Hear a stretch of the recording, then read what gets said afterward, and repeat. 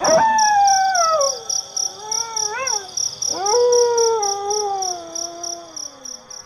sebuah desa kecil yang dikelilingi hutan lebat, anak-anak sering bermain di tepi hutan setiap sore. Orang tua mereka selalu memperingatkan agar tidak masuk terlalu jauh, karena ada cerita lama tentang penunggu hutan yang bisa membuat seseorang tersesat dan tidak kembali. Namun, seperti kebanyakan anak-anak, mereka tidak terlalu menghiraukannya. Suatu sore, 5 orang anak, Budi, Wati, Tono, Sari, dan Jaka, memutuskan untuk bermain lebih jauh ke dalam hutan. Mereka tertawa, berlari, dan bermain petak umpet di antara pepohonan besar. Saat mereka semakin dalam, sesuatu yang aneh terjadi. Langit tiba-tiba berubah menjadi lebih jingga dari biasanya. Udara terasa lebih hangat dan suara jangkrik mendadak menghilang. Tapi mereka tidak menyadarinya. Yang mereka tahu, mereka menemukan tempat yang luar biasa indah. Sebuah lapangan hijau yang belum pernah mereka lihat sebelumnya, dipenuhi bunga-bunga berwarna-warni dan pohon besar dengan buah-buah emas menggantung. Di tengah lapangan itu ada sekumpulan anak-anak lain yang tidak mereka kenal. Anak-anak itu mengenakan pakaian zaman dulu dengan rambut panjang tergerai dan kulit pucat berkilauan di bawah cahaya matahari.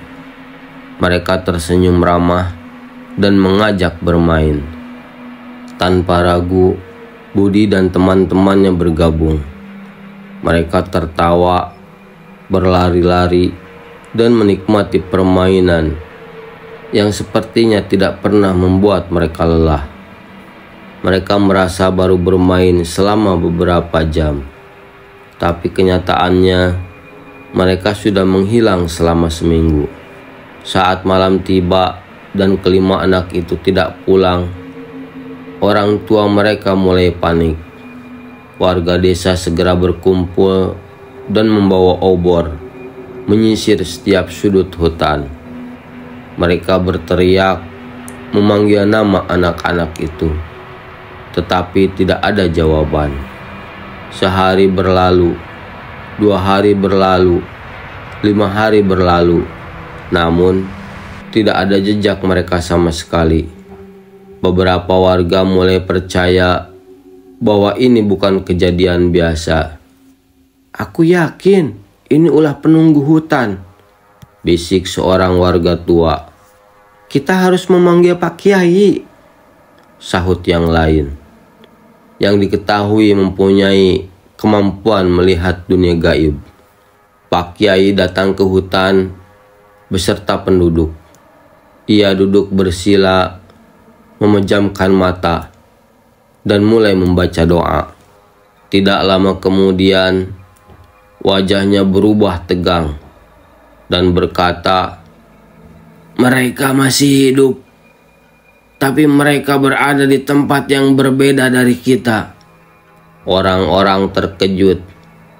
"Apa maksudnya, Pak?" "Mereka masuk ke dunia gaib. Mereka berada di sana, bermain, tanpa sadar bahwa mereka sudah lama pergi." Warga semakin cemas. "Lalu bagaimana caranya membawa mereka kembali?" ujar salah satu warga. Pak Kiai menarik napas dalam. "Aku bisa mencoba membuka jalan ke sana, tapi mereka harus mau kembali sendiri.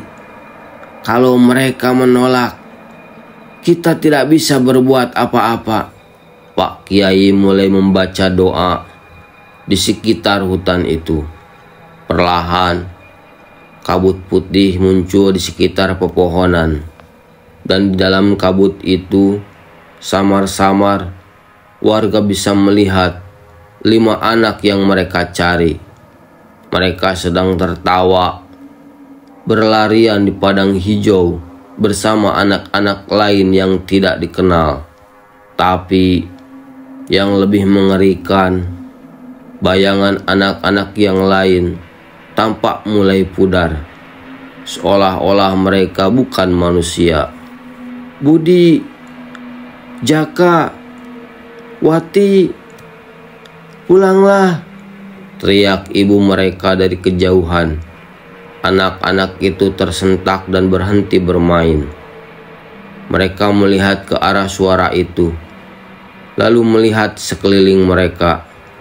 Lapangan hijau yang tadi indah kini berubah. Bunga-bunga berwarna-warni kini tampak layu dan hitam.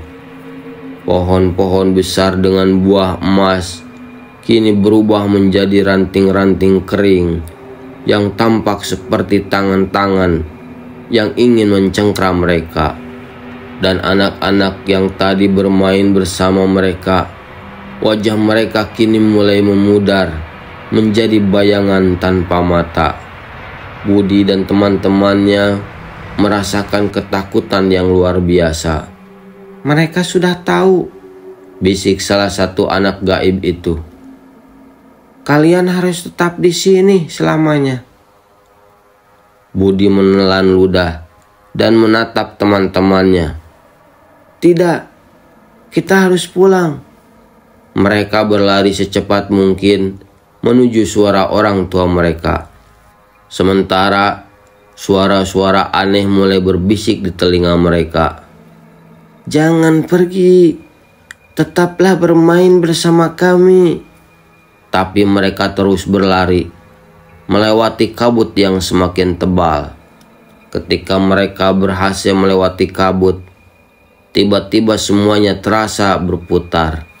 Dan dalam sekejap, mereka tersungkur di tanah, kembali ke hutan yang mereka kenal. Warga desa segera berlari menghampiri mereka, menangis dan memeluk mereka erat-erat. Namun, kelima anak itu masih kebingungan.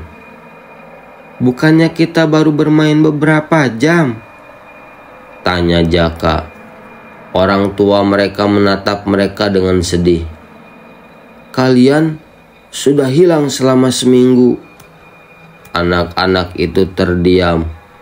Mereka baru sadar mereka hampir terjebak selamanya di dunia yang bukan milik mereka. Pak Kiai menatap mereka dengan serius. "Kalian beruntung bisa kembali. Tidak semua orang yang masuk ke dunia mereka bisa pulang."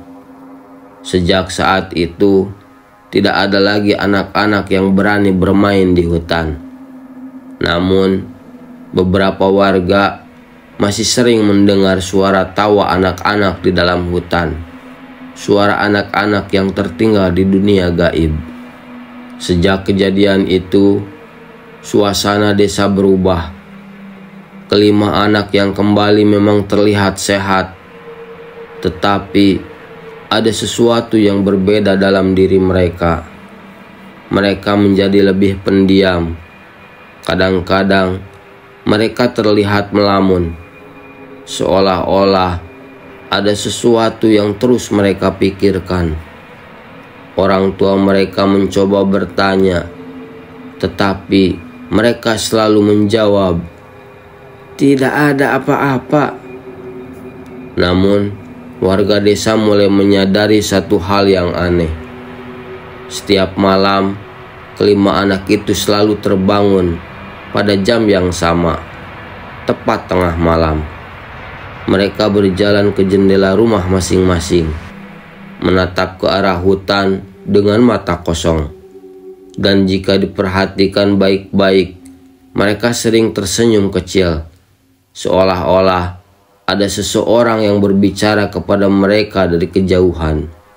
Budi, Wati, Tono, Sari, dan Jaka mulai mengalami mimpi yang aneh setiap malam. Dalam mimpi itu, mereka kembali ke padang hijau yang indah. Anak-anak dari dunia gaib masih ada di sana, tersenyum dan melambaikan tangan. "Kalian harus kembali," kata seorang anak perempuan berambut panjang dengan suara lembut. "Kita belum selesai bermain," tambah seorang anak laki-laki yang wajahnya tampak samar-samar.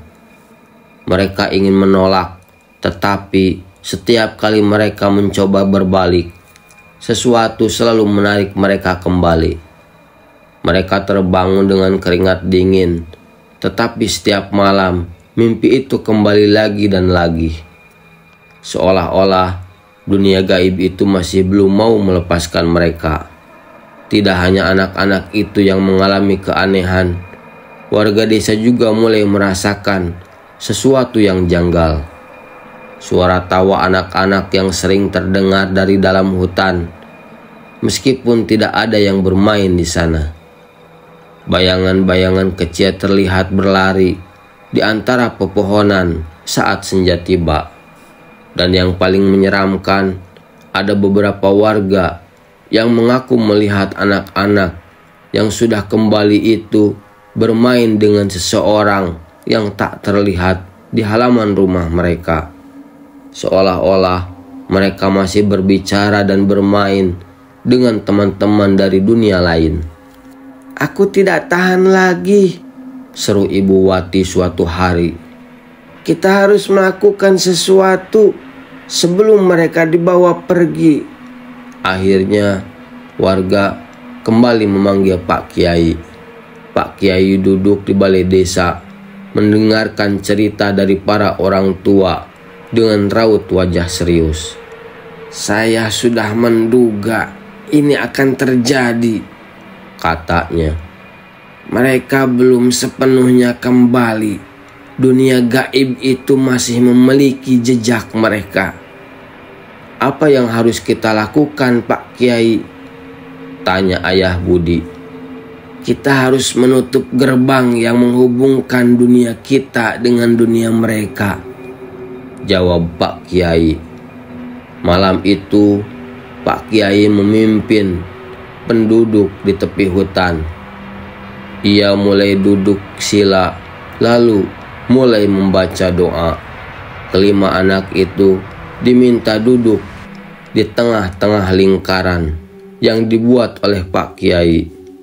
Saat doa dibacakan, tiba-tiba angin kencang bertiup, membuat pepohonan bergoyang keras.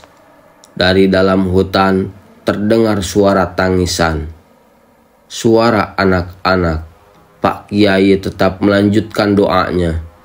Kelima anak itu tiba-tiba mulai menangis tanpa sadar. Mereka merasa sesuatu menarik tubuh mereka ke belakang, ke dalam hutan. Tetapi warga desa segera memegang mereka erat-erat, tidak membiarkan mereka pergi. Sampai akhirnya dengan satu kalimat terakhir dari doa Pak Kiai, semuanya berhenti. Angin mendadak reda, hutan kembali sunyi, dan kelima anak itu terjatuh ke tanah, pingsan. Ketika mereka terbangun beberapa jam kemudian, mereka menangis dan memeluk orang tua mereka. Mimpi-mimpi itu hilang. Bayangan-bayangan yang mengintai mereka juga lenyap. Dan setelah malam itu, tidak ada lagi suara tawa anak-anak dari dalam hutan. Tidak ada lagi bayangan yang berlari di antara pepohonan. Seolah-olah dunia gaib itu akhirnya menutup pintunya untuk selamanya.